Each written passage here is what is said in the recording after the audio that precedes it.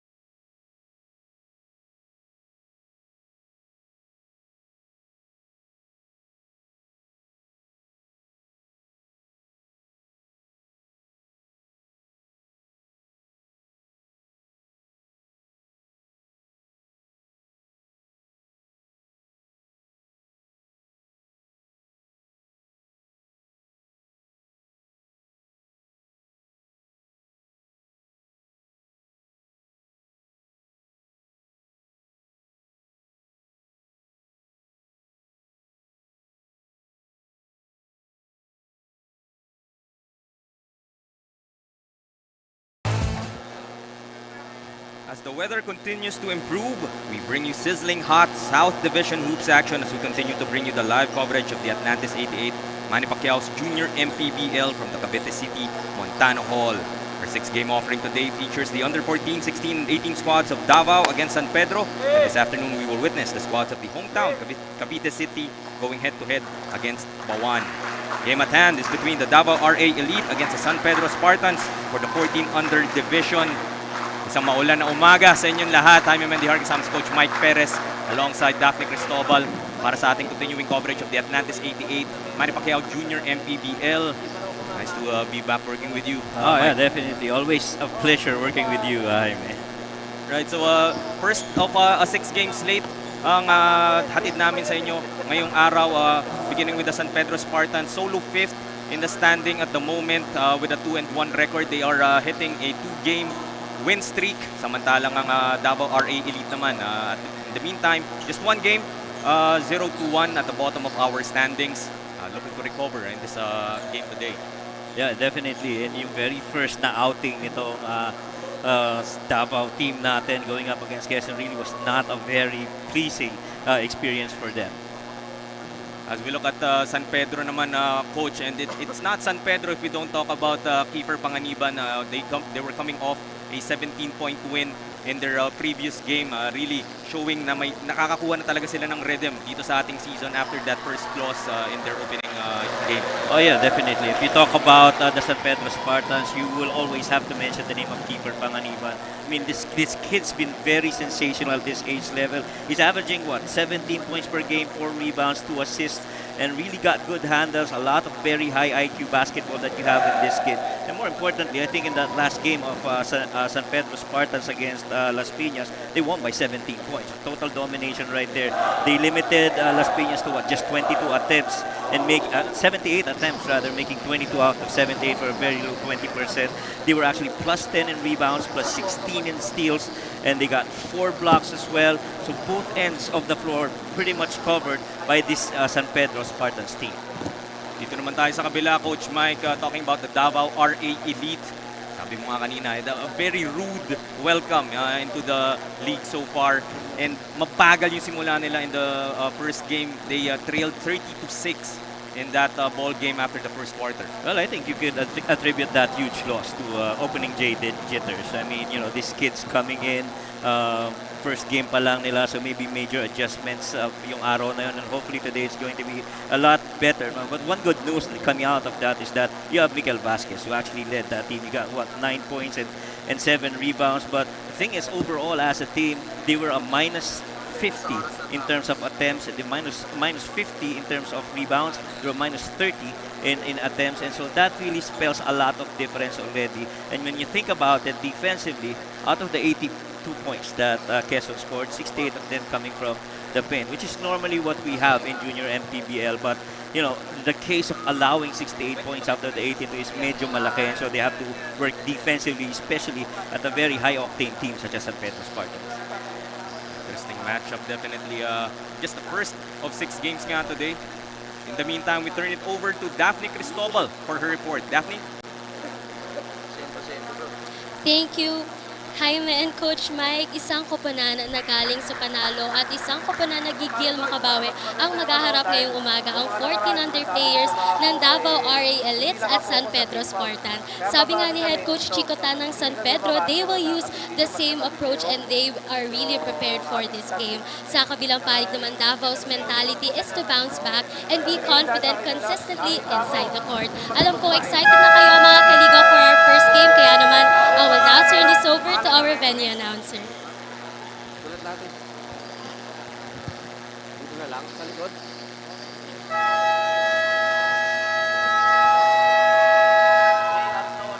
Good morning, ladies and gentlemen. Welcome to Montano Hall Gymnasium here in Cavite City. This is the Atlantis 88 Manny Pacquiao's Junior MPBL Inaugural season. It's the first game between the Davao Red Cups 14 under and the San Pedro Spartans 14 under.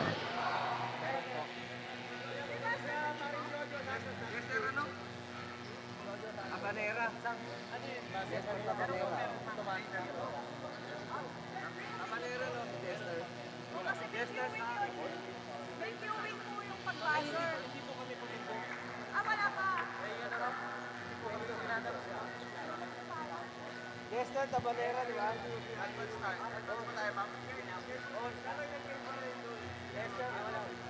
Tabanera, di ba? Paul!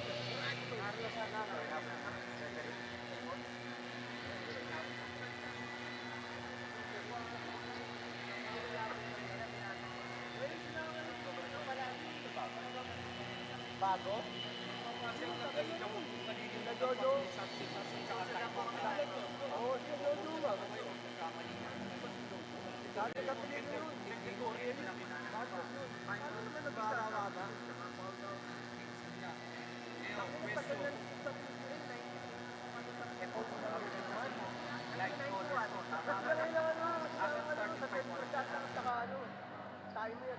Okay na ba sila? Oo, pwede mo na bang Dennis!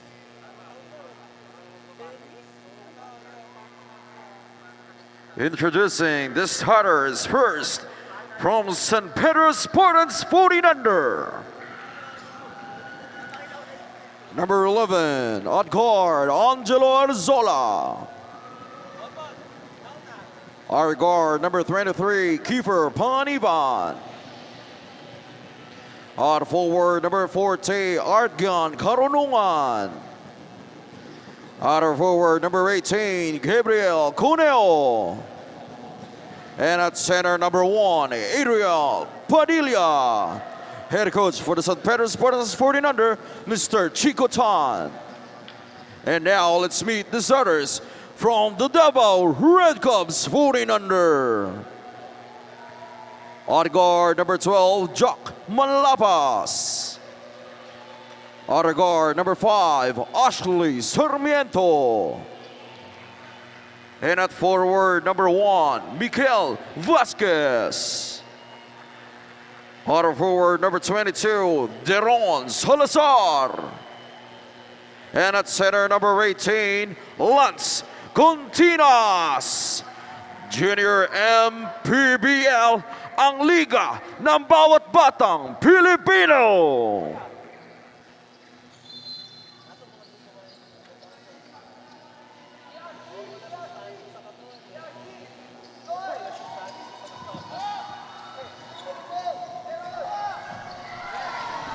Angelo Arzola. About the starters muna for both teams. Davao RA Elite, we have Vasquez, Sarmiento, Manlapas, Continas, and Salazar. For the Spartans naman, meron tayong Adriel Padilla, Arzola, Gab Conejo, Kiefer Panganiban, and Arjen Karunungan. Okay, 2 points here for the RA Elite. They lead 2-0. Sorry, for San Pedro rather.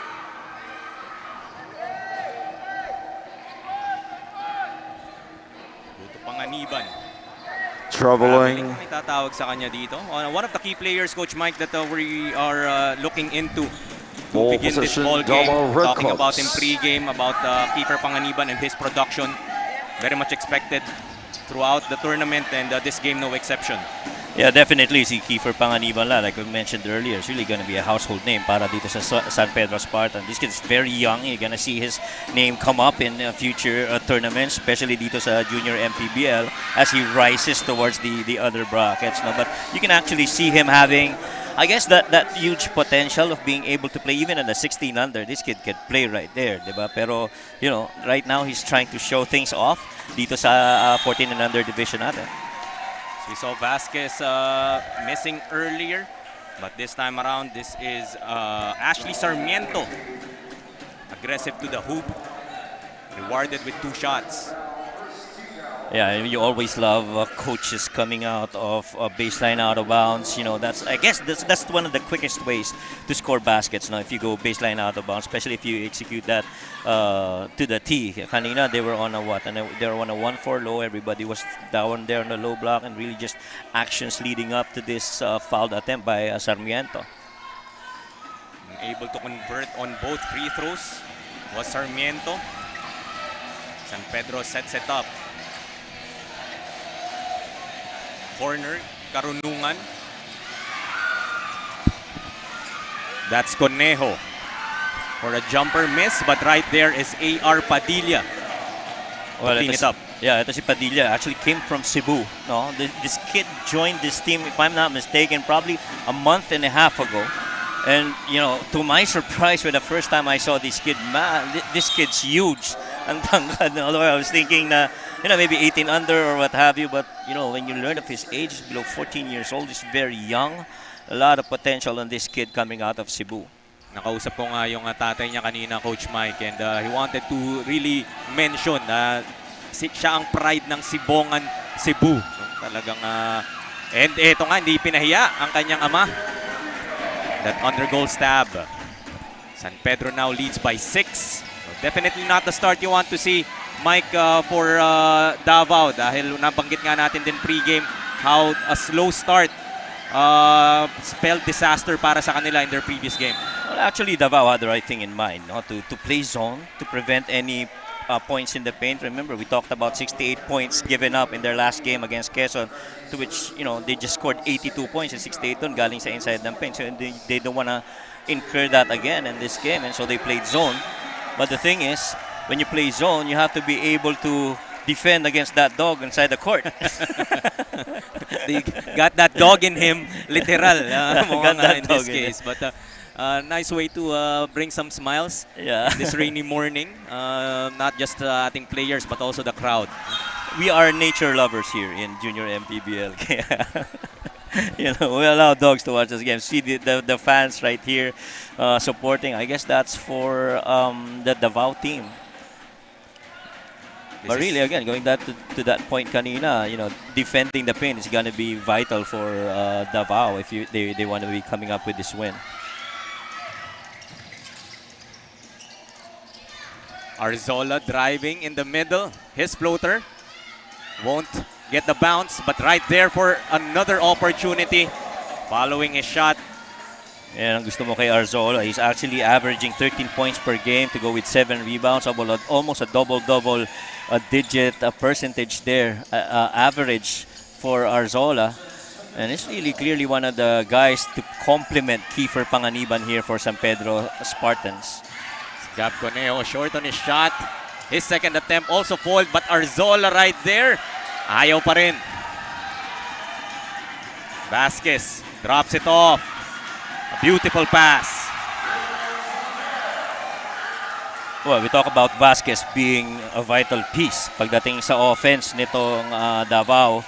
But them showing that he's able to share the rock, but equally on the other end, just ball distributions here on both ends of the floor para sa dalawang teams na ito.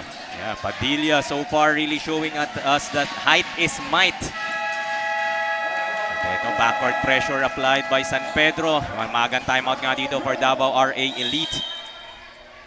We will be back with more Junior MPBL.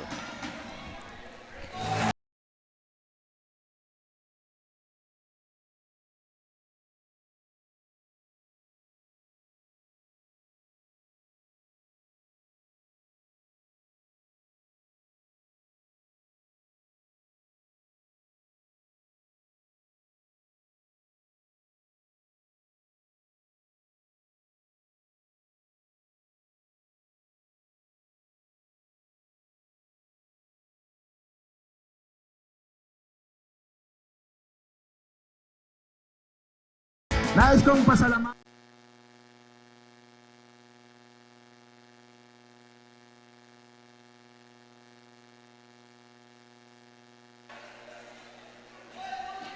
To 2 our scoreline with 5:59 left in the first quarter as we look at Coach Chico Tan calling the shots here for the San Pedro Spartans 14 under team. Behind him, the coach of San Beda, Coach James, would be also calling the shots for the 16 and 18 under teams. Coach Chico Tan's been a staple in the coaching staff of San Beda College Alabang. Right now, he's representing San Pedro Spartans, but what a story this coach has had. I know we featured him in the previous games, but Coach Chico Tan, or more popularly known as Coach Papas to his players, really a guy who survived, cancer, and he's really a survivor. And even the way that he plays back then, nakita mo talagang palaban niya si Coach Papas, and a lot of his players draw inspiration out of it. Definitely, kung player ka nga ni Coach Papas, no, you can't help but really get your energy behind the fight that your coach has. As Arzola attacking once again. Now a 12-point lead here for the Spartans. Wow, and the points of turnovers here already. 6 turnover points out of the 10, as we see a good 3 right there from number 12. Though it is Jack Saturday. Manlapas, yeah. Though it is Saturday, Coach, bank was open for Manlapas in that instance. Now, this is what you expect in a 14 and under game. Really fast-paced, a lot of back and forth, a lot of presses, and a lot of makes right here out of turnovers. And seems like what Arzola prefers dito, Coach. Several steals in the backcourt na and able to convert on their turnovers. Yeah, and really the San Pedro Spartans are forcing the Davao team into very uncomfortable situations, especially as they try to push that rock from the back into the front court. So look at this Arzola shot nga, Coach. Really, punishing itong depensa ng Davao RA Elite repeatedly, finding himself in those opportunities. Right, and nothing fancy on that attempt, just a one dribble, try to escape right there in the paint, and a little fake and a push shot. Still here for Davao, trying to run. Kita mo naman yung ipit dito na San Pedro, but able to escape. Tries to drop it off. Another steal here for the white shirts. And the defense really just relentless here for the San Pedro Spartans teams. And the thing is, they're defending and then they're pushing. Yun ang nagpapahirap doon if you're Davao. And so you make a mistake on one end, you got to be able to come back and defend on the other. As we turn it over to Andrea Veloso for her report. Andrea?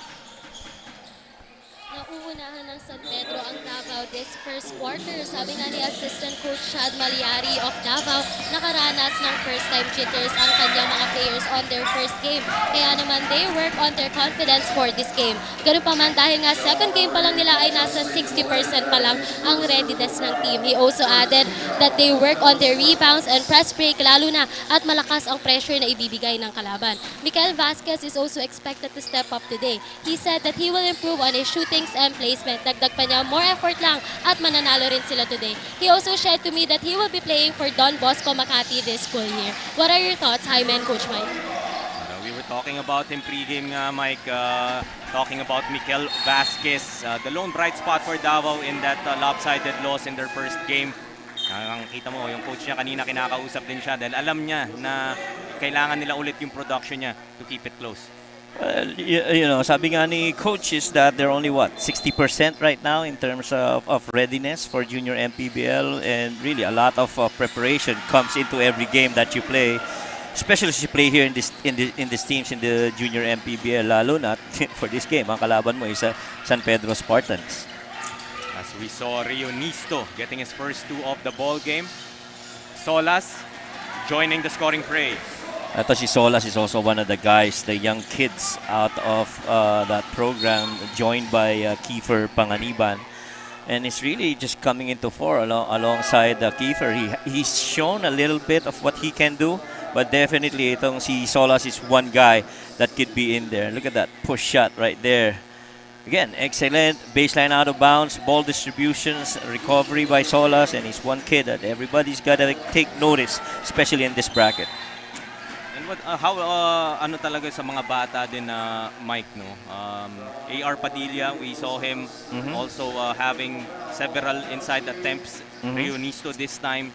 And you were talking about Chico Tan earlier and how the footwork and when he was a big also was one of the players na namangha.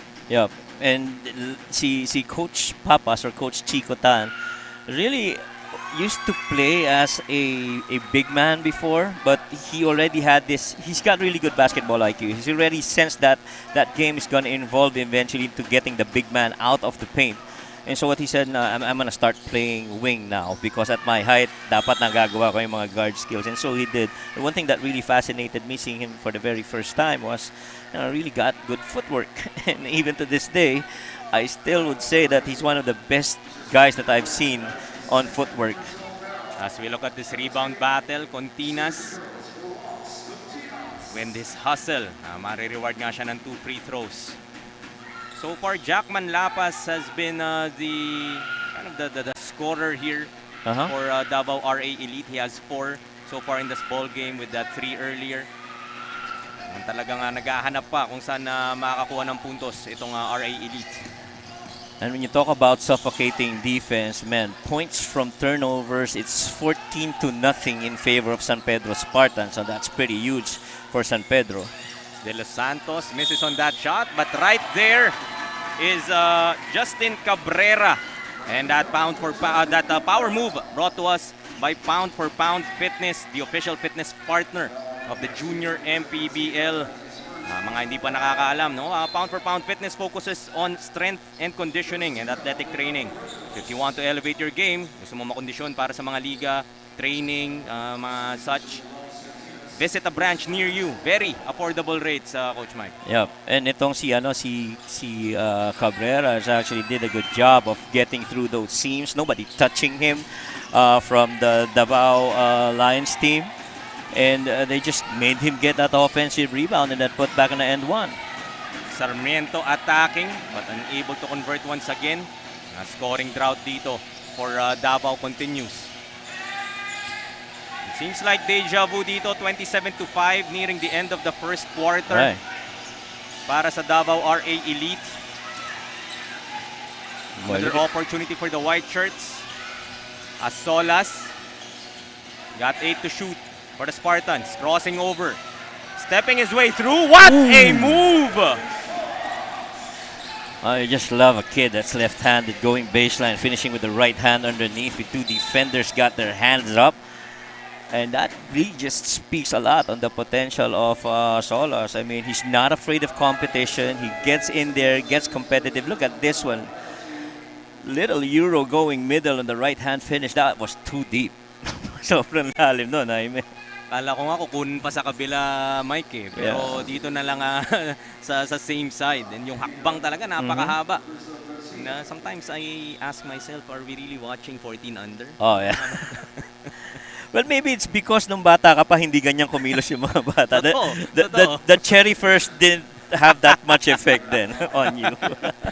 Yeah, I could attest to that. The cherry first didn't quite work as much as I would wanted. So we see Manlapas back on the line. Siya nga ang talagang player na ma-highlight natin dito. 4 out of the 5 points so far of Davao coming from him. Well, so far, this has been the best outing here for Manlapas. 4 points. I'm not so sure if he saw action in the first game against Quezon, but he's actually doing pretty good para sa Davao. Last shot time here for the Spartans. They could hold. Last 10 seconds. Finds the Belen inside. Almost another end one. But great vision shown by De Los Santos in that play.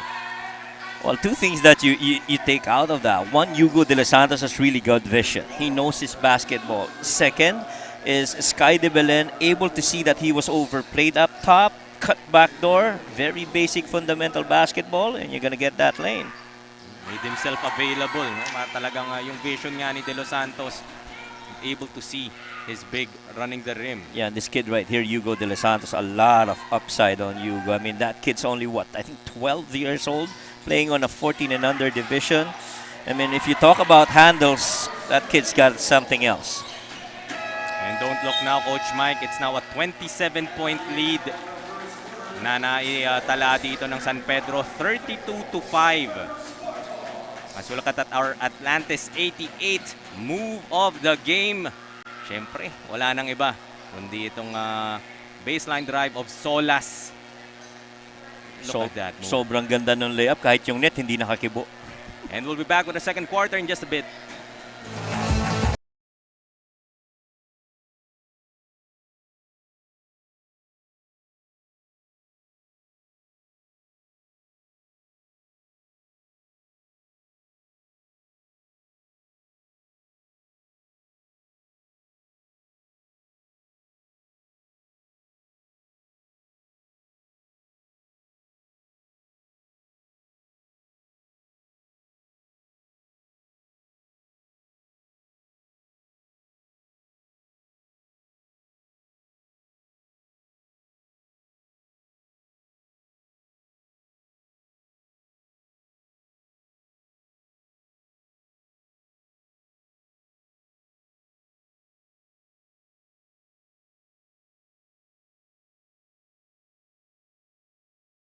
Even, sa lahat ng Balik tayo dito sa Montano Hall sa Cavite as we look at this crowd enjoying this morning's action. And hindi ko na siguro kailangang tanong kung anong team ang sinusuportahan nila, Mike, dahil all smiles. I bet they are rooting for the team leading by 27. Well, one team that's really not smiling right now, I'm sure, is Davao. I mean, they're down used. This is the second straight game in this bracket that they've scored below 10 points, not even getting to double digits. In their first game, they went scoreless for 4 minutes before getting their first point. That was a 9-0 run to start by Quezon until they got finally their first 2 points through Marasigan, to Pascogin rather. And they ended the quarter 30-6, which is pretty close to what's the output right now in the first quarter. So coaches of the Davao team really got to be able to solve their very slow start, at least in these past 2 games that they've had. Yeah, and definitely not helping are the turnovers to begin this quarter. It's talagang relentless in defense din tong Spartans despite holding a 29-point advantage. Oh, wow. It was Ashley Sarmiento getting his first 2 points of this ball game, joining Manlapas in the scoring column. Definitely a good sign to see if you are RA Elite, stopping the bleeding somehow. Yep. Hopefully some momentum to be built. Rio Nisto naman, tuloy-tuloy sa loob. Yeah, and ito kasi si Sarmiento, talking about on the Davao side, last game he had 5 points and 4 rebounds, and so with Mikel Vasquez a little bit struggling here, they're gonna need a lot of help coming from Sarmiento as well. They break the press dito, wide open for 3. That's not gonna go. Fast break once again here for the Spartans. Solas able to recover, driving baseline once again, but this time will be fouled. That's going to be a foul as Solas again trying to claim that left side baseline. To see here Commissioner Keith Picasso and our head for basketball operations, Coach John De Los Santos, enjoying the games. Well, I mean, you have to be able to defend the baseline. You can't afford to do that, and you have to be able to defend without fouling. Lalo na medyo mahaba itong habulin ng Davao in this game. Rio Nisto muli. The bigs of the Spartans really making it a long day here for the RA Elite. And just pretty smooth execution here for the Spartans team. Baseline out of bounds. We've seen I guess 6 points coming out of it. And still, itong Davao team could not just seem to find that stop on those baseline out of bounds. It is now a 31-point lead. Natapos tayo 32-5. 27 kalamangan, but the Spartans really putting the pedal to the floor even more in this second.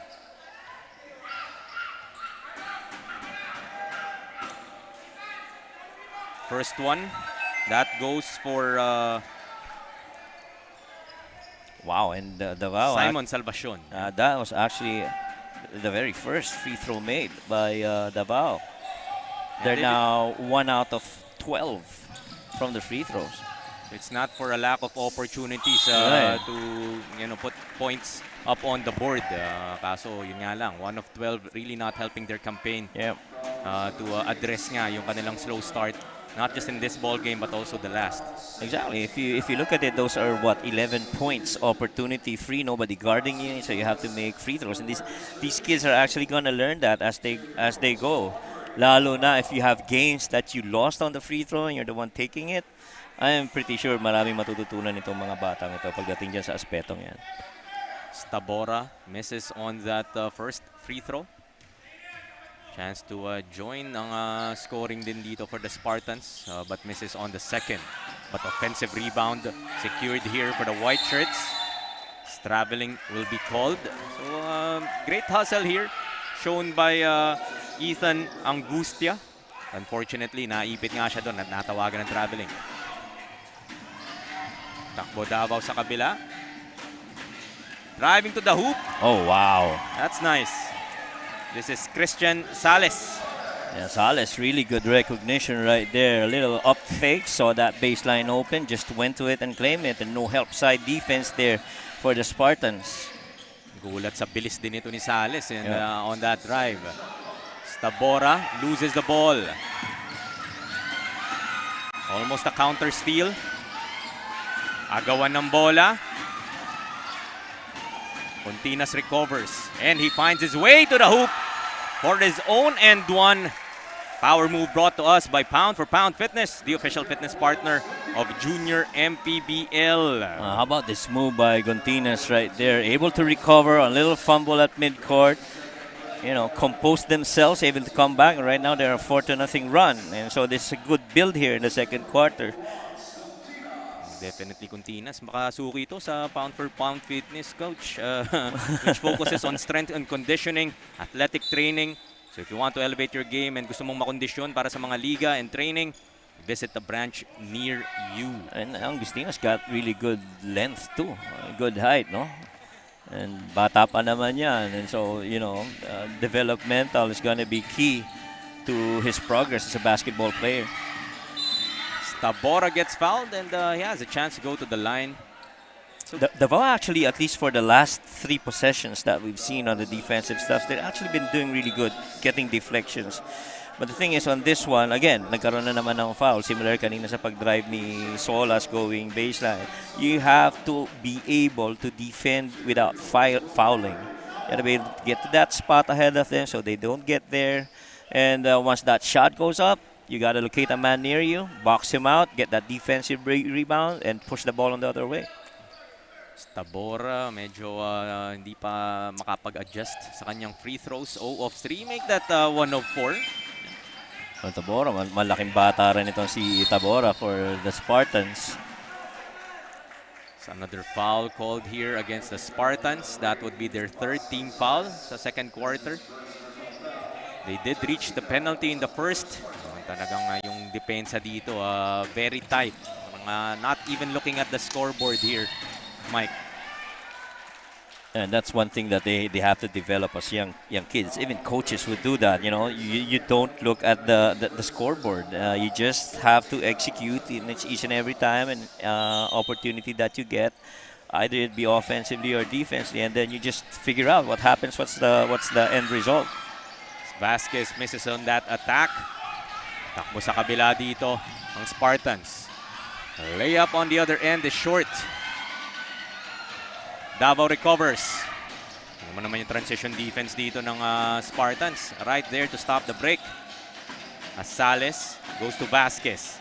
Sa gitna, trying to split the two defenders. Turnover para sa kanya. And on the other end, converting are the Spartans.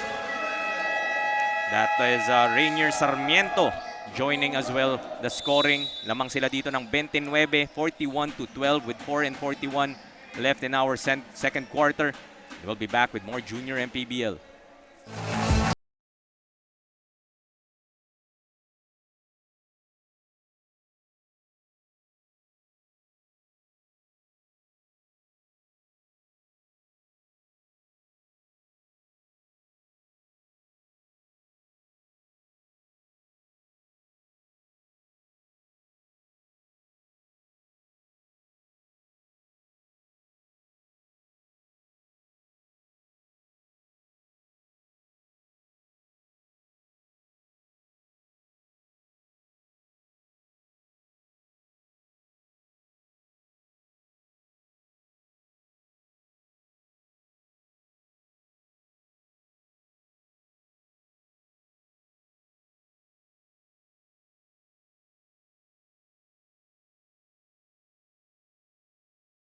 Sa lahat ng mga team, lahat On the game ang San Pedro Spartans this first and second half. Sabi nga ni head coach Chicotan ng San Pedro, he wants to see more ball movements and better shots from the team. Dagdag pa niya, one of the team's strength is their man-to-man defense and also their ball rotations and communication inside the court. Despite their leading scores and good standings, he reminds his players to always respect their opponents in every game. Coach Chicotan, as a cancer survivor, is really an inspiring and remarkable person inside and outside the court. I talked to his sons before the game, 9-year-old Chino and 7-year-old Jacob. They said that they really looked up to him and is inspired more to play basketball, specifically to their father's alma mater, San Beda Alamang, when they enter their high school and college days. What can you say about this, Jaime and Coach Mike? Despite a big lead, Coach Mike, Coach Papas, di pa rin ngumingiti talaga. Yeah. He's still barking instructions and egging on his team. Yeah, katulad nga ng sinabi ni Andrea, which is really a good report. And he's a Coach Papas or Coach Chico Tan is a remarkable coach at that. You know, pedal to the metal to si Coach Papas. And you know, the good thing about it is that it's not just his players that's drawing inspiration out of it. It's even his young kids in Chino and Jacobs. Man, those kids, when you see them play, they're actually made for divisions that they're a lot younger, pero they're able to compete. I have not seen a kid at 7 years old, at least from my experience, that's done a jump stop and a jump stop and a jump shot. As we see there, Jacob, he's the one who's drumming. Yan yung nag-jump stop and jump shot, one smooth motion, and this kid's got really good touch from the outside. I understand he idolizes LeBron James, if I'm not mistaken. And so Coach Papas would call Chino as Luca Chino, and then he'd call Jake as his LeBron Jake. These two kids. great to see that at this young age nga, Coach Mike, that they get exposure to these types of environment and yung competitiveness of these players that they will adapt in the future once they have their turn dito sa 14, 16, and 18 under tournaments. As Tabora misses on that short stab, but staying with it and being rewarded with another set of free throws. So Tabora, I believe this is his 7th and 8th free throw attempt in this game. Well, that's primarily all because they're allowing him to get offensive rebounds rather, and so you can't allow that if you're Davao. And si Gontinas actually has the right thing in mind of putting his hand up, challenging that shot. But even before you challenge that shot, you have to prevent that offensive rebound. So you got to locate that man, put him behind you, not allow him to jump off, and then just secure that leather going down. Tabora converts on the second. 2 of 8 so far, but a steal on the other end. Talagang yung turnovers dito piling up for the RA Elite in this first half. And these guys really just have been relentless right here. Look at that steal and that quick decision to actually attack the rack. And Gonzalez just doing that. As we see Gab Conejo back in the ball game. This is Paz Gonzalez on the line. And all these kids are gonna get their opportunities to have airtime on the floor, and it's really just a matter of them exploiting yung pagkakataon na yun. An opportunity nga to show Coach Papas, no, na baka hindi sila nabibigyan masyadong minuto in the previous games, but if they have a good showing despite the score and the attitude that they show, hindi posible they get several more opportunities this mahaba pa tong season natin. Yeah. Well, the absence of a designated point guard here for Coach Ricky of Davao RA Elite is really the one that's causing them problems. I mean, immediately when that pressure comes up from the backcourt, you have to have somebody who can actually orchestrate everything from the back, bring the ball down court. And I think part of him saying na 60% pa lang sila in preparations, yung press break medyo wala pa kala Davao RA Elite team. Now a 28-point lead here for the Spartans as Conejo against 3 RA Elites. Misses on that one, recovers, second chance is good. Might make a case for a little You LeBron. tell me, Coach Mike, na San Pedro will be leading by 30, but Kiefer Panganiban has not scored in this ball game. Parang hirap paniwalaan eh. Yeah, that just, I guess, testament to the type of defense that the Davao team's been exposed to. It's really been difficult for them to even cross half-court line. And so that press has been in there para dito sa Spartan, similar to how they did it in their last game. They were able to force 9 turnovers in the third quarter alone, and they were able to come up with 23 points of turnovers because of that suffocating defense from the back. Yeah, scratch that. Panganiban has 2 points so far, but still far from our usual output. Oh, wow. As Conejo with that under.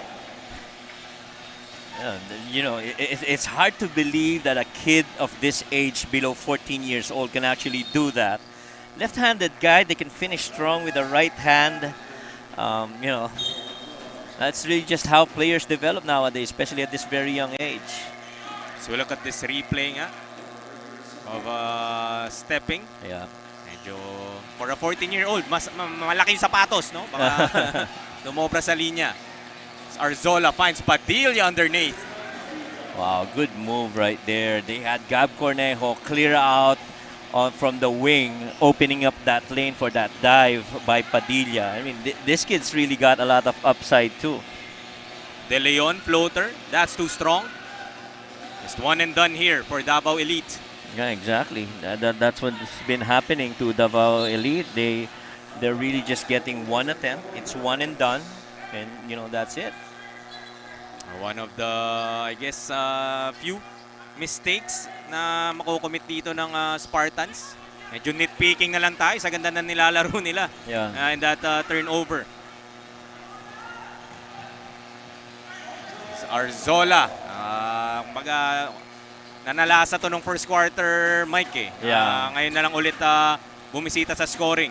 Yeah, and you know, they're actually, to your point, mentioned mo rin kanina, they're actually picking their spots. And, you know, getting other guys contributing for the Spartans has really been doing them well in this game.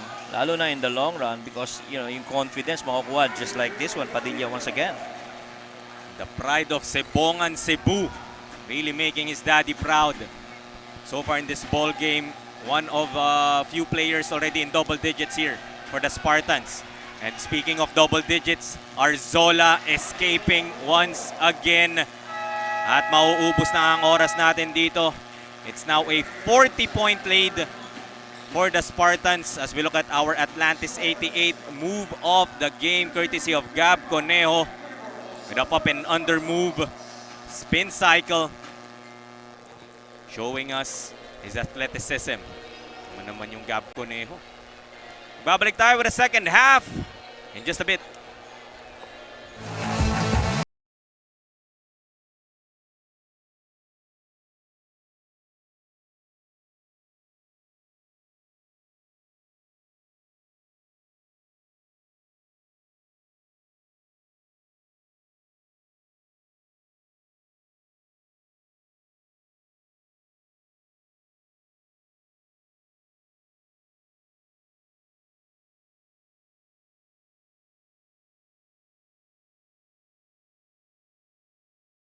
Kaliga, live pa rin tayo dito sa Montano Hall, Cavite City para sa Atlantis 88 Manny Pacquiao's Junior MPBL Inaugural Season. And we are currently in our halftime of the game between the 14 under Davao RA Elites and San Pedro Spartans in favor of San Pedro. We have here with me Assistant Coach Chad Malyari of Davao and Assistant Coach Teddy Polinga of San Pedro. So unahin ko po muna si Coach Chad. Coach, nauunahan po kayo on the first half. Ano po bang mindset ang gusto nyong makita pa from our players on the second half?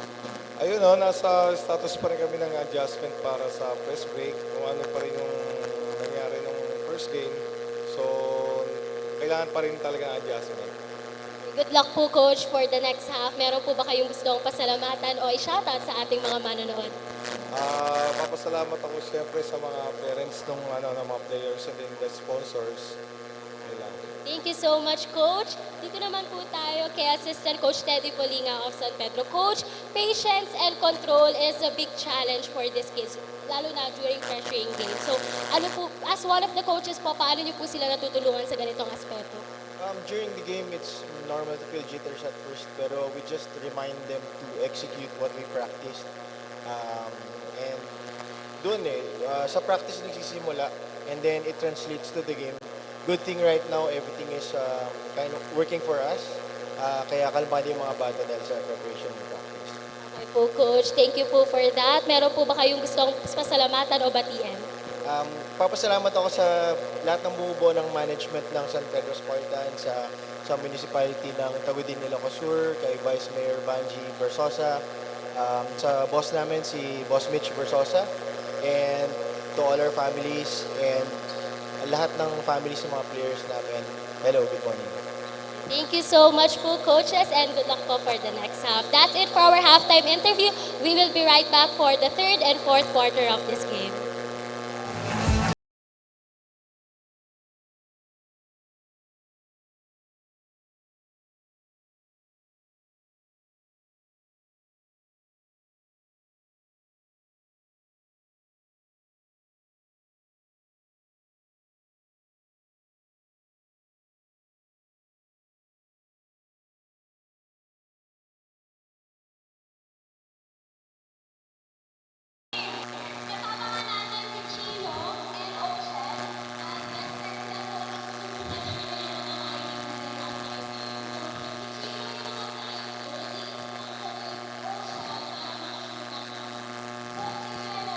Forward. Forward. Forward. Forward. Forward. Shoot. Shoot. Na-shoot! First try. 2K daw, 2K. 2K. 2K. Very good. O, tara.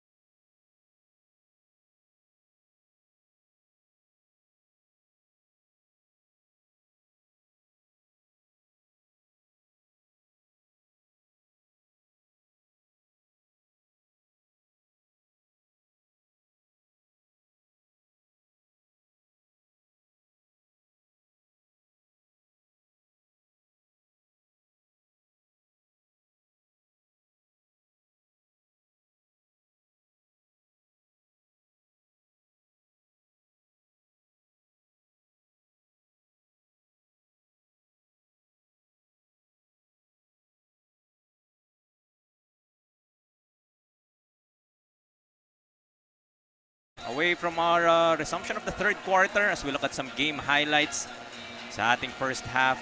It was mostly the San Pedro Spartans. So look at just a few of the opportunities na nakuha nga nitong RA Elite. It's na big lead for the white shirts. Everybody pretty much joining yung scoring dito for the Spartans. Yeah, and Coach JJ is actually having the same challenge from the first game against Quezon. Really, it's just the length and not being able to have an answer to the press of San Pedro Spartans. I mean, once that ball gets turned over, it's going to be immediate run on the other end para sa San Pedro Spartans. Right now, field goal percentage is just 56% for San Pedro. They're a plus 34, or plus 24 rather. Plus 27 on field goal attempts. And they're a plus 30 on percentage make. So, dun pa lang makikita mo na yung disparity why this game is so out-rebounded, 33 versus 8. Out-assisted, 12 versus 3. Steals in there, pretty much huge, 13 and 4. Ito naman, karamihan because of the pressure from the backcourt. Like what we said, you know, they didn't have a point guard that can actually break that press. And more importantly, yung points in the paints na pinag-usapan natin kanina, that which they allowed Quezon 68 points in that game. Right now, it's 48 paint points here for the San Pedro Spartans. So I guess the huge question is how do you counter that relentless attack from the backcourt of itong San Pedro Spartans? Yung bigs nga nila, Mike, were really key in mounting that big lead just in the first quarter alone.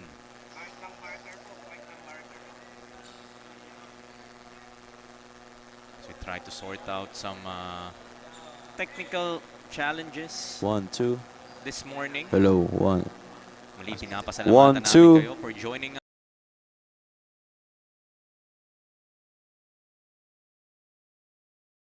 Atlantis 88. Manny Pacquiao Jr. MPBL. Jaime Mendihar kasama si Coach Mike Perez. Together with Andrea Veloso. Hatid sa inyo ang action natin. Just the 14 under tournament ang kino-cover natin. Both teams would also battle sa 16 and 18 under. Later this afternoon, we have Cavite naman going up against Bawan. Yeah. Ayan. That promises to be an equally exciting series too. Well, the first of the series muna itong mga battle ng Davao versus the San Pedro Spartans.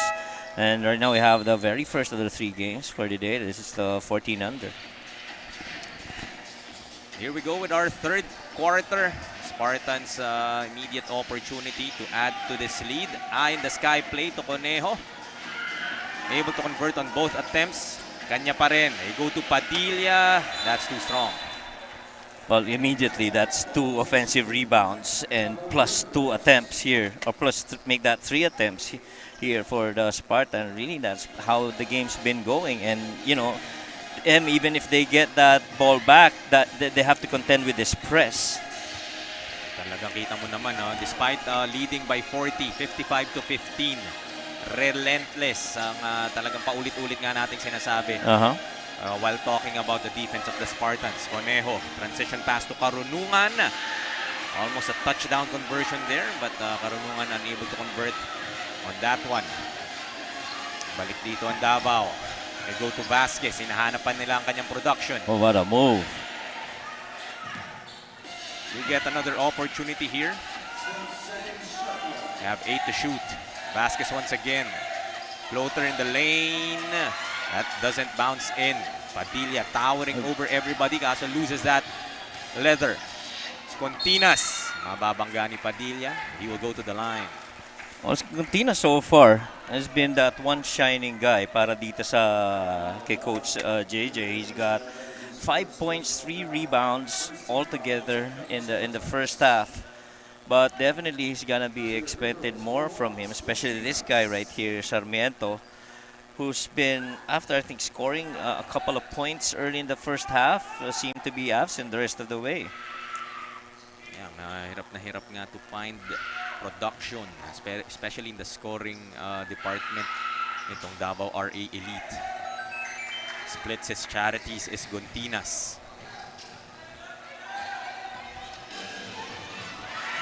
That's nice steal and one of the rare fast break opportunities for the RA Elite. Exactly, that's one of the rare ones. And you know, if you're Coach JJ, you're happy that you finally got that to convert. Now they need more of that, and you see a little bit more of organized trap here para kay Coach JJ and Davao, and they like that deflection. They're gonna get another chance on the other end. In the first half, they had a four-point run, and hopefully to try and build on this one. Good recognition, open floor, finish with the left hand. It's a pep on their step to start this third quarter. And that's really great to see, Mike, no? Na despite this lead, yung laban dito sa mga batang to, hindi nawawala. Yan naman ang importante sa mga bata, you know. I mean, this whatever it is, you guys have to be able to progress and develop your game at a very young age. I mean, the star players that you see now, pros and all, actually started on this kinds of tournament. So it's really a matter of how much will you absorb sa mga tinuturo ng mga coaches mo, and how much of that you really put into practice. It's not a matter of knowing it, it's more of a matter of being able to do what's been taught of you. Application nga. And Correct. really glad that Junior MPBL giving that platform Right. nga, to these kids. Under steal here for the RA Elite all the way once again is Another Sarmiento. good steal here. And Coach JJ really just happy with the outcome of those two possessions. Now they're really getting into more organized pressure, and now it's up for San Pedro to counter that. Another counter here by Padilla. It's Padilla, another easy two para sa kanya. He has 12 so far. Bigs nga dito kasi Arzola leading the way for the Spartans with 14 in the first half. Looking to add to that in the second. They go to Vasquez. Attacking Padilla. Gets another chance. Kicks it out to Manlapaz. Driving the middle. Wanted to drop it off. 2 to shoot dito. He has to put this up. At mauubusan na nga ng oras ang RA Elite in that possession. Matatawagan sila ng 24-second shot clock violation. Yeah, well, definitely that's the outcome that San Pedro Spartans will want to come up with defensively to try and force them either on a bad shot or on a used up 24 shot clock. But again, if you look at itong si San Pedro, they really are also answering back. And so kailangan ma-counter rin na yun, mabalikan nila ng maayos if they want to come up with a win in this game. The big lead that they had, they would want to keep being in the driver's seat throughout this ball game, and definitely something that Coach Papas would definitely be preaching to his boys. No? Despite this lead, they really have to keep on pushing. Yeah. And we saw Manlapas go out there for Davao. He's really that one guy that's been producing well para kay Coach JJ. And kids of that age, normally naman talaga gusto mo mag-progress eh. It's kind of like, reminds me in one of the players that we've had in Complete Basketball Academy, to which most of the kids here in the Spartans team actually come from. Derek Colaba, he's a kid who's barely gotten into basketball. I think it started out in July of 2022. From last year, and right now he's already in Canada, and he's been ruling and lording it over the kids of his age. He's roughly 7 years old, 8 years old, but for him to get that first step into playing the game and to be doing it overseas, it's really something that's very special for the kid. And kudos to the dad, Daryl Colaba. Has been very supportive of Derek since day one on his basketball journey, and kudos to him in his progression in the game in Canada. Samantala, punta muna tayo kay Andrea Veloso for her report. Andrea?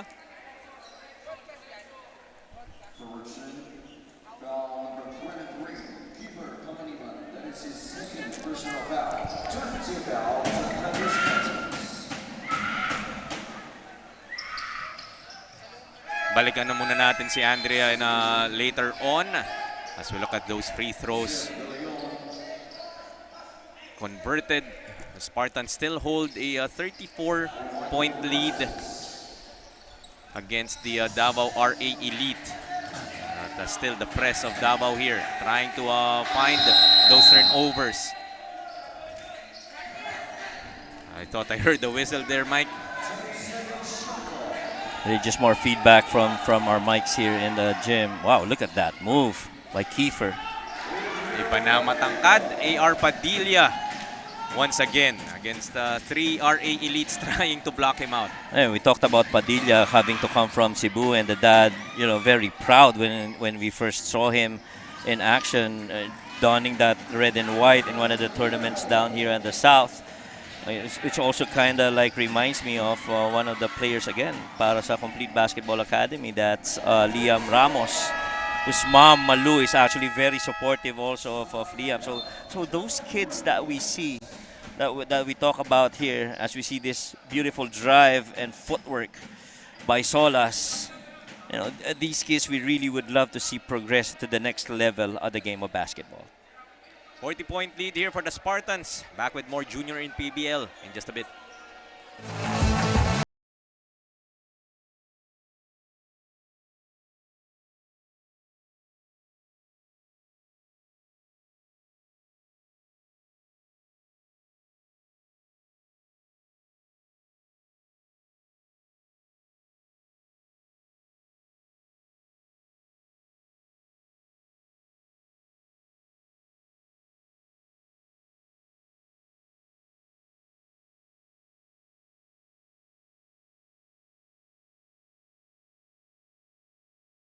Nais kong pasalamat.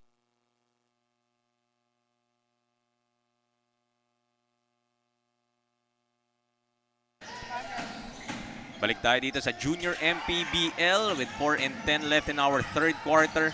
14 and under matchup between San Pedro Spartans Lucas against the Davao RA Elite. It's now a 40-point lead for the Spartans. Pero Coach Papas, tignan mo naman dito, talagang really still pushing for production from his boys. Ayaw niya nga mag-relax sa itong mga bata, keeping that mindset, winning mindset to his kids. Actually, equally, even on the other end, see Coach JJ is also standing up and continues to be coaching his team. And yun naman ang importante sa mga coaches, you just gotta keep coaching regardless of what the current situation of the game is.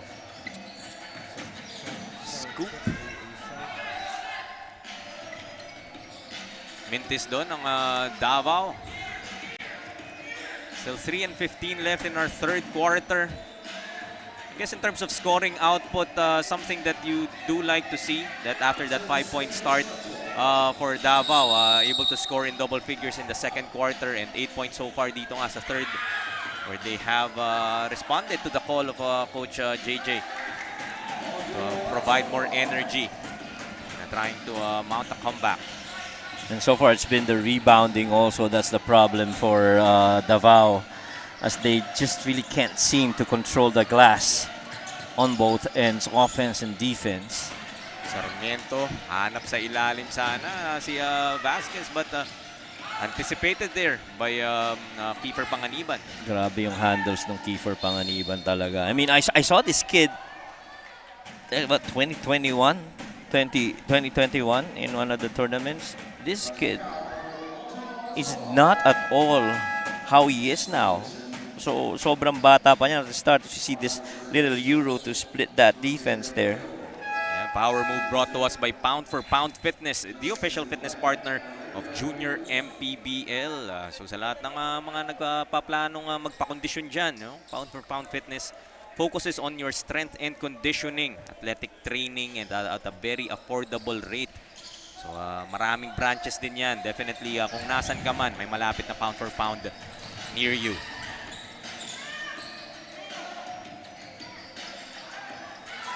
Here you go. Breaking that scoring drought is Garcia for the Davao RA Elite. Panganiban finding Rionisto. Able to get that one to go.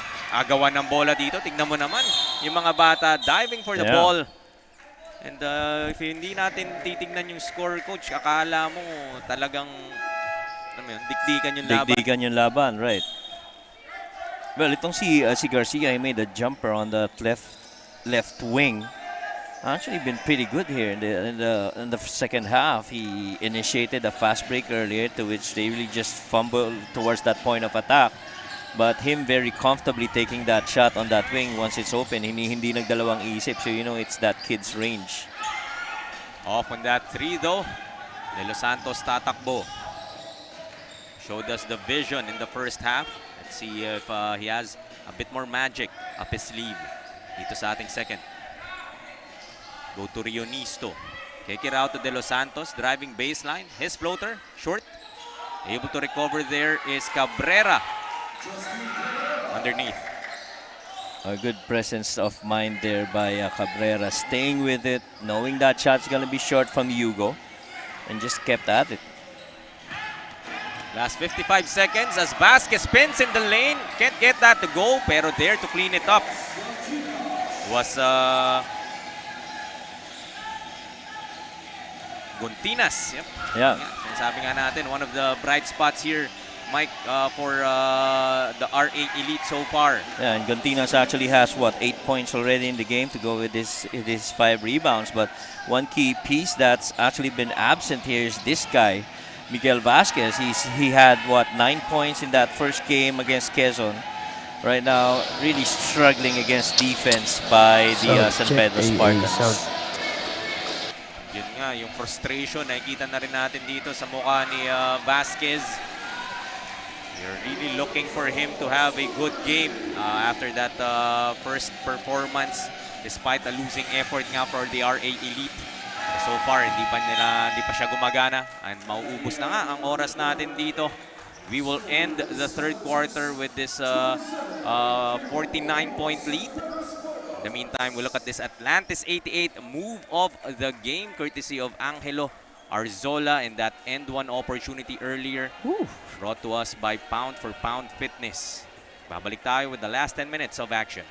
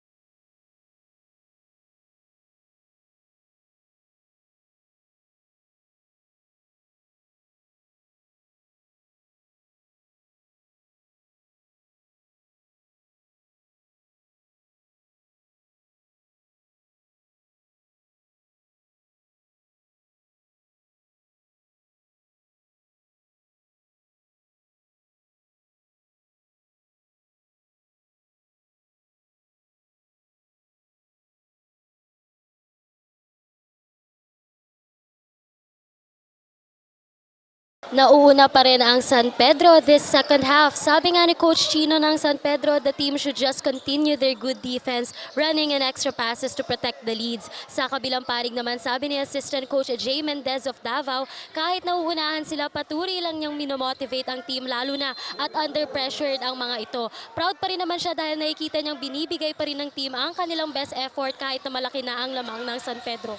Dagdag pa niya, i-limit lang ng team ang scores ng kabila at makakahabol din sila this fourth quarter. Ano sa tingin niyo, Jaime and Coach Mike?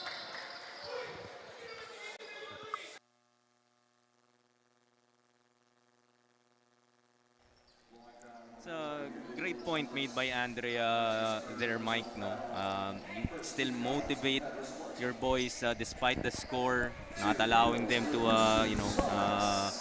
get their heads down. Yeah, and I like that Coach JJ mentioned that. I mean, that really is what the coach should be. Irregardless of kung anong outcome, lalo na sa mga ganitong level ng basketball, you expect that there are going to be blowouts because these kids are still progressing in their knowledge and their skills that they have to acquire. Kudos to Coach JJ for coming up with that message. So more than the physical aspect, right, of the game, shooting, dribbling, right, footwork, pati yung mindset nga na nai-impart ng mga coaches, very important in this age of development nga ng players. Yeah, and diyan rin pumapasok yung difference ng preparation ng if you're a beginner versus that of somebody who's already an elite player or professional player. If you're a beginner, you're actually keep on making those reps until you get it right, no? Yung mga pros, yung mga elite players, they keep making those reps until they don't get it wrong anymore. So, yun ang difference you know, learning how to do it right, and then when you do it right, wag mo nang gagawin ulit yung mali. And these kids are actually right there at the very beginning trying to do things right. Building on that habit nga, and good habits at that. Great point, Mike.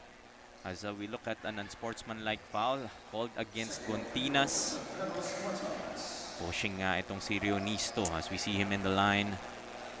Rionisto, one of the players in double figures here for the Spartans, to go with Arzola nga and AR Padilla. So hindi ka talaga magkukulang dito in terms of production for the Spartans. Kaso for Rionisto, able to convert on those two free throws caused by that unsportsmanlike foul nga called against the RA Elite. 76-28. Still 9 minutes to play sa ating fourth quarter. Corner 3 for the Spartans. That short. Trionisto battling inside, finding a way once again. Hindi man niya na-convert yung dalawang free throws earlier. Giving him that two, the easier way, I suppose. As Cabrera finds himself on a 2-on-3 fast break. De Los Santos misses. Gets his own board. And the Spartans will keep it.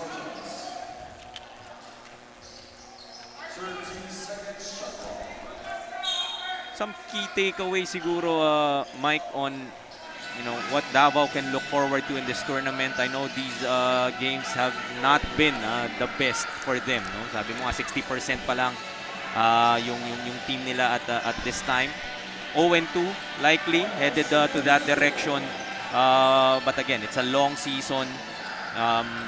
Davao RA Elite back to the drawing board once again. How can they build on this for the future games? Well, definitely. It boils down to reps and preparation. No? The good thing about being in junior MPBL is that you have enough teams and enough games to try and get to that next level. And the important thing there is that these guys get in the lab, make better preparation, get things right, and then actually do it on court.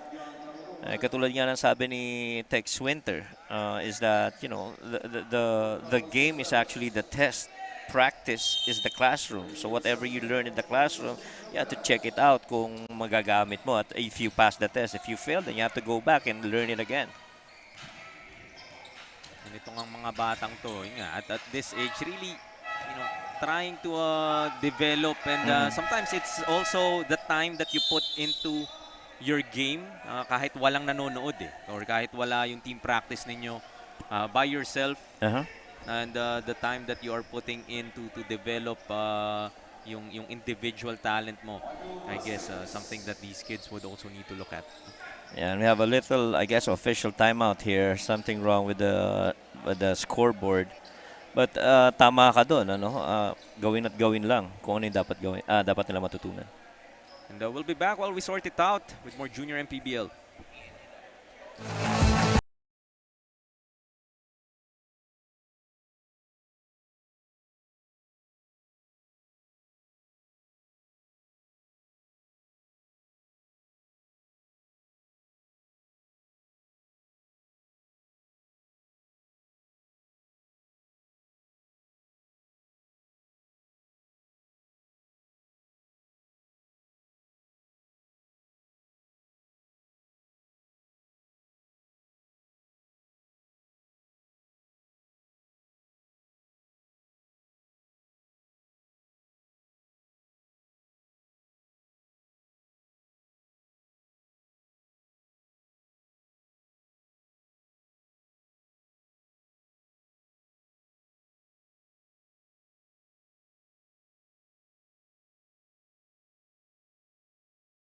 Ng mga participant. Back with the last 6 and 50 of the fourth quarter. Now a 50-point lead here for the San Pedro Spartans, 80-30. You were saying, Mike, earlier on how these kids can also work on themselves outside of practice and outside of kung ano yung pwedeng makita on the court. Yeah, and just like this kid here, Hugo de los Santos. See, this kid is one of the young players that I've seen so far. He's got really good handles. I like how he puts that ball on the floor, dribbles it really close to his foot while probing kung ano yung nangyayari. Iba kasi mga bata, so they begin, sa sahig nakatingin, tinitingnan yung bola ito. But this Hugo kid is actually able to probe it inside, and you see that little rip upstairs. A small hop for that finish. May bit-bit na coach, no? Yeah. And the thing is, the kid's very young, Hugo de los Santos, and so you're gonna see more of Hugo here in the 14 and under before he gets to elevate himself to the next bracket. Arzola finds his way inside once again. Balloon ulit dito ang kalamangan ng San Pedro now at 54.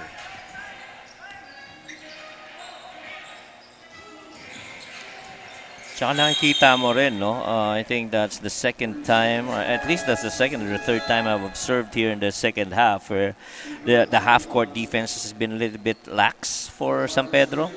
That allowed the Davao team to actually set up their half-court offense. You see that they have structure offensively. Hindi lang ma-execute because the kids are trying to parang kinakapa pa nila yung sarili nila in that end of the floor. And from what we heard in pre-game, Mike, that this 14 and under team at least of Davao RA Elite, medyo late na assemble, and it's just pieces coming from kung saan nila pwedeng makuha. So definitely chemistry may not be there just yet. Yeah. But the good thing is at least yung mga coaches and the players are taking really good advantage. I mean, not all kids can actually play in the junior MPBL.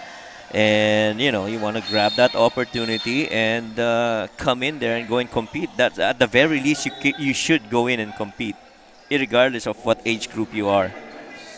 The iron sharpens iron nga, Right. Mike. Yeah. So, yung level of competition that they would be exposed to in junior MPBL would, despite the scoring nga that they are facing, definitely would help in their development. As Vasquez, talagang nagsastruggle siya rito. Hindi siya talaga makahanap, and he is down on the floor. Nagkaroon ng collision doon and have to check on him. And Vasquez fell down after trying to go through the defense of Kiefer Panganiban. We'll see it right there. Yeah, he tried to go through Kiefer instead of avoiding him. Might have been a knee-to-knee collision there, I Mike. think so too, because in a way medyo may sakit rin na naramdaman si Kiefer. You see right there, he goes down. Left knee to left knee, it seems like. Yeah, kaya importante sa one of the lessons I guess the kids would have to learn is how to get to a stop. And we wish for Vasquez to recover. Magbabalik tayo with more junior MPBL.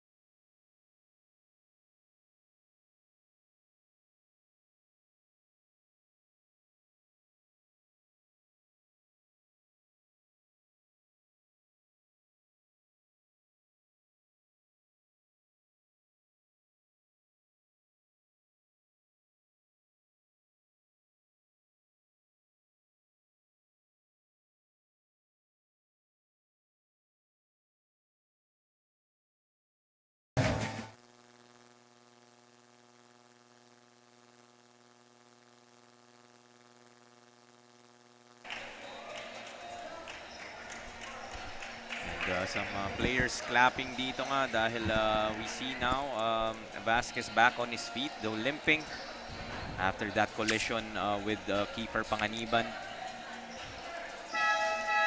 Credits then to the medical staff immediately attending to Vasquez. Yeah. The level of organization that we have here in Junior MPBL. And the quick response of, seeing a player down, lalo na mga bata ito. So we have to be very attentive to their needs. After all, basketball is a physical game. But what I was trying to say earlier is that Vasquez actually tried to go through the defense of Kiefer Panganiban, but you have to have other ways to circumnavigate that defense, to stay away from that contact, and to be able to give yourself an opportunity to make a shot attempt or a pass. Almost a steal again for the Spartans, but Sarmiento will be fouled. Chance for the Davao RA Elite. Make it a bit more decent, I suppose. And sa perspective rin ng mga bata that's actually playing organized ball, you have that sense of satisfaction that you're able to execute kung ano yung sinasabi ng mga coaches. And at the same time, there's that certain level of frustration rin pag may tinuturo siya at hindi mo nagagawa. But, you have to press on. Kailangan tuloy lang yung paggawa mo nun, because eventually, as you do more reps, you'll eventually end up like a Kiefer Panganiban who went through the same things also in his early age. Yeah, and speaking of Ashley Sarmiento, also one of the bright spots here for the RA Elite. He now has 8 to kasama niya si Gontinas. Yeah, hopefully somebody would be in the double-digit scoring here for the RA Elite bago tayo matapos. Another score here for the Spartans. Wala ring tigil. Relentless on defense, but still relentless on piling up the points. Closing to the century mark na for the Spartans. Ito na nga. Kakahiling ko lang, Mike, at may double-digit scoring here for RA Elite, and Gontinas grants our wish. 10 points na para sa kanya. Well, at least now they get more production compared to the first time that they played. They were able to come up only with 31. Now they're 33. They're a +2 versus their last game. Speaking of itong Davao, but overall, tulad nga ng sabi ni Coach JJ kanina, regardless kung ano yung result, don't be frustrated. You just gotta keep playing and keep motivating these boys to stay the course. Siyempre, may kasama na rin dito yung nakukondisyon ka and the pace of the game. At meron sila dito sa Junior MPBL. Posible din na may gulat na 2 games pa lang under their belt compared to the Spartans who already have 3. This is their 4th game so far in the tournament. So may kasama din siguro the game pace that they have to get used to. Yeah, and itong si Ashley Sarmiento actually is a +3 versus his previous game. He's got right now 8 points, aside from the 5 points that he did in that very first game. And so makikita mo dito kahit papaano meron ng confidence na nag-gain itong si Ashley. Something to build on moving forward, na nagkakaroon siya ng kumpiyansa sa kanyang laro that may not have been there in the first game dahil Vasquez nga was their guy during the first. But nice to see that there are several players this game. Gontinas, itong si Sarmiento, na if you are Coach JJ, makikita mo na pwede mong maasahan din. Kita mo si Coach Chico Tan, talaga nga naman, lamang na sila. Pero again, similarly on how Coach JJ approaches it, you still gotta be coaching these kids. You still gotta be teaching them and avoid that zone of complacency. Coach ka din talaga, Mike, no? Parang full 40 minutes din talaga, no? Yeah. I mean, in the court, 40 minutes, pero di ba, throughout the ball game, you can't take off that coaching cap. As you see there, Coach JJ is actually doing a good job of staying the course, remaining, standing up, and, battling it out with these guys kahit gaano pa kahirap. Unlike yung ibang coaches, minsan nawawalan na ng loob pagka medyo natatambakan na, and that's what we want our young coaches also to learn, to keep teaching. Teaching never stops. because basketball never stops. Great point, Mike, no? Because we're talking about the players mostly throughout this ball game and how they are developing, but we haven't touched upon the young coaches Right. na nagkakaroon din ng opportunity dito sa Junior MPBL Oh, yeah. to get their own reps. Yeah, definitely. Tama ka dun. You know, some of the coaches maybe in the higher brackets would already be experienced. But, you know, there are coaches also that's first time nila in this bigger league. They might be coaching in their inter-barangays or what have you. But now, this is Junior MPBL we're talking about. And so the stakes are a little bit higher compared to the previous leagues. Oh, what a move. So wala, hindi pa rin talaga tumitigil dito. And Salvacion on the other end, scoring for the RA Elite. Tignan natin if they would be able to break the 40-point mark. Salvacion kicks it out. Floater is no good. Nakita mo din naman yung Guntinas. Di rin wala ring suko dito sa RA Elite. Hats off to these players. They could have folded easily. Right. And been looking into an even bigger lead here for the Spartans. But the fight, despite the lopsided score, hindi pa rin naman nawawala dito sa mga bata. Yeah, and see Guntinas at the cusp of getting double-doubles. He got 10 points and 9 rebounds to go with 1 assist. And so that could be a bright spot for Coach JJ and his team. Sarmiento attacking 5. Oh, what a move. Sayang. Sayang nga lang. But he loves that left side, so yeah. I'm surprised that he wasn't able to get that one to go. Tsaka dito, they're calling baseline out of bounds play, no? And so at least itong mga batang ito, kahit paano, they'd had preparations as well to set this up. Sales kicks it out. There you go. There It's you a go. 3-ball for Sarmiento. Has 13 now. Yeah, he actually has that good range from outside. Kanina, he shot one from the left side also, a little bit on the elbow area. Showing us the stroke. Mm-hmm. I think the first 3-pointer for, may bank 3-pointer nga pala in the first quarter kanina. Just a minute to go in this game. 58-point lead dito. Last 59.8 in the fourth quarter. We'll be back with more Junior MPBL.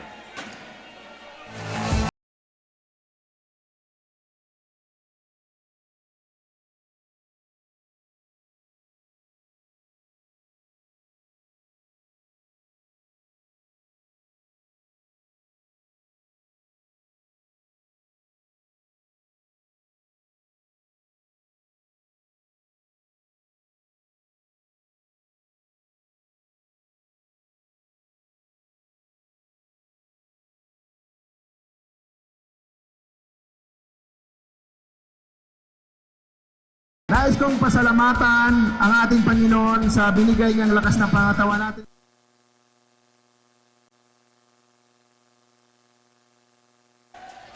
Back with the last 59.8 seconds of our first game as we look at this Cavite crowd enjoying this morning's festivities. It's the first matchup between these two cities. Davao and San Pedro would still be going up against each other in the 16 and 18 under tournament naman. And then later this afternoon, the hometown Cavite City going up against Bawan. So marami pa po tayong aksyon on this Saturday. So sa mga Caviteño dyan, punta kayo dito sa Montano Hall and join us live in this Junior MPBL action. Oh, and Coach JJ coming up with a really good play right there. A lot of man movement, a lot of ball movement. Nobody was hugging that ball. You see players sharing that rock. Actually ended with that shot by, was that Guntinas? Yes. Yeah, Guntinas. And rightfully so, because it's been that spot that's been doing really well for Coach JJ. So some things we're finding out with the Davao RA Elite, their first game, yun nga, it was Vasquez, though had that injury earlier. But this game, Guntinas and Sarmiento. Yeah. So slowly nagkakaroon ng identity itong Davao RA Elite and getting these players that maybe Coach JJ can look to maybe create a few more plays dedicated to them in their future games, knowing na yun nga, may kumpiyansang nabubuo dito sa mga bata. Yeah, and as much as we talked about, you know, Gontinas and Arzola earlier, man, this kid Adriel Padilla is also doing pretty well. He's a plus 10 on his average so far. He averaged normally 4.3 points a game and 7.3 rebounds. Right now he's got 14 points and 6 rebounds in 16 minutes of action. And so with that very little time that he played in, you know, he produced a plus 10 on points. So you look for San Pedro to probably use him in other games to get more mileage out of Adriel. And this kid from Cebu's got a lot of upside too. Malaki din talaga yung bata eh. Yeah. Some things to still work on definitely, Yeah. but at least the height, the heft, andyan na. So we see again Sarmiento. Now 42 points here for the RA Elite. Pressure applied on the backcourt. Jump ball once again will be called. Last 9.2 seconds of the ball game. Maybe some extra incentive din for the Davao 16 and under squad na maipagiganti itong beating that San Pedro is giving their younger brothers. And normally naman under this bracket, itong 14 under, you expect there'll be a lot of turnovers.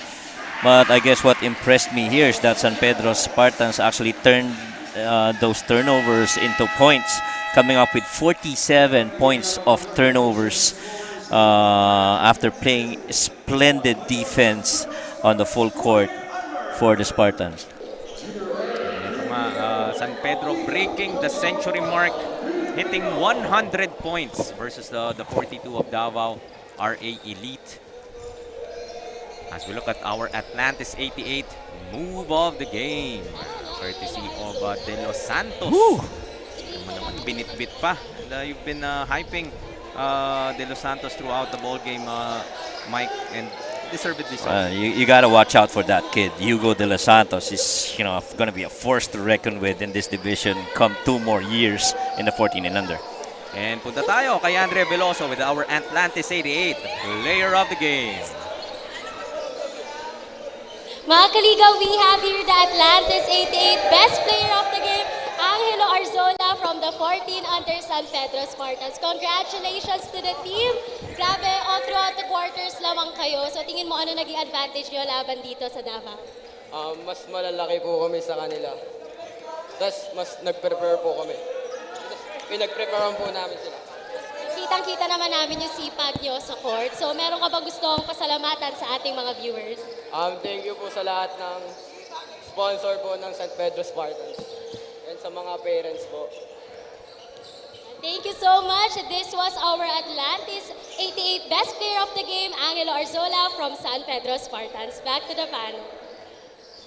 Thank you, Andrea. That was Angelo Arzola, our best player of the game. As we look at some highlights sa ating unang laro of just 6 this ball game. San Pedro talagang proving that they are a cut above itong Davao RA Elite throughout the ball game. They led wire to wire, starting strong and relentless on defense, not allowing itong ang Davao RA Elite to go make a comeback. And that's it for our first game. On behalf of Coach Mike Perez and Andrea Veloso, this is Jaime Mendihar. We'll see you in the second game in just a few minutes.